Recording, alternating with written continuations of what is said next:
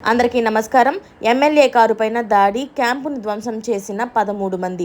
అసలు ఆ 13 మంది ఎవరు, ఎందుకు దాడి చేశారు, ఇప్పుడు ఎమ్మెల్యే పరిస్థితి ఎలా ఉంది అన్న పూర్తి వివరాలు తెలుసుకునే ముందు వీడియోని పూర్తిగా చూసి సబ్స్క్రైబ్ చేసుకోవడం అయితే మర్చిపోకండి.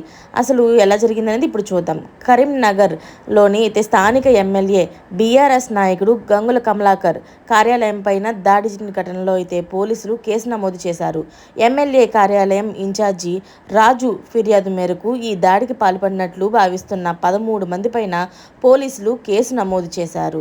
అయితే వారిపైన పలు సెక్షన్లతోని పోలీసులు అయితే కేసు నమోదు చేసి విచారణ అయితే కొనసాగిస్తున్నారు. దీని గురించి పూర్తి వివరాలు అయితే ఇప్పుడు తెలుసుకుందాం.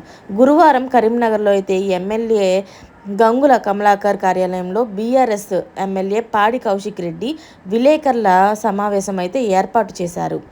ఈ సమావేశంలోని కేంద్ర హోంశాఖ సహాయక మంత్రి, స్థానిక లోక్సభ సభ్యుడు బండి సంజయ్పై ఎమ్మెల్యే పాడి కౌశిక్ తీవ్ర వ్యాఖ్యలైతే చేశారు. దీంతో స్థానిక బీజేపీ క్యాడర్ ఆగ్రహం వ్యక్తం చేస్తూ గంగుల కార్యాలయానికి చేరుకొని పాడి కౌశిక్ రెడ్డి పైన దాడికైతే ప్రయత్నించారు. ఆయన కారుతో పాటు ఎమ్మెల్యే గంగుల కమలాకర్ కార్యాలయంలోని ఫర్నిచర్ను ధ్వంసం చేశారు. ఇంతలోని పోలీసులు జోక్యం చేసుకొని ఇరు వర్గాలను అయితే చెదరగొట్టారు. ఈ నేపథ్యంలో గంగుల కమలాకర్ కార్యాలయం మేనేజర్ పోలీసులకు ఫిర్యాదు చేశారు. దీంతో సమీపంలోని సీసీ కెమెరాలను పరిశీలించిన పోలీసులు 13 మంది పైన కేసు నమోదు చేసి విచారణ అయితే కొనసాగిస్తున్నారు. మరిన్ని లేటెస్ట్ అప్డేట్స్ కోసం ఛానల్ని సబ్స్క్రైబ్ చేసుకోండి.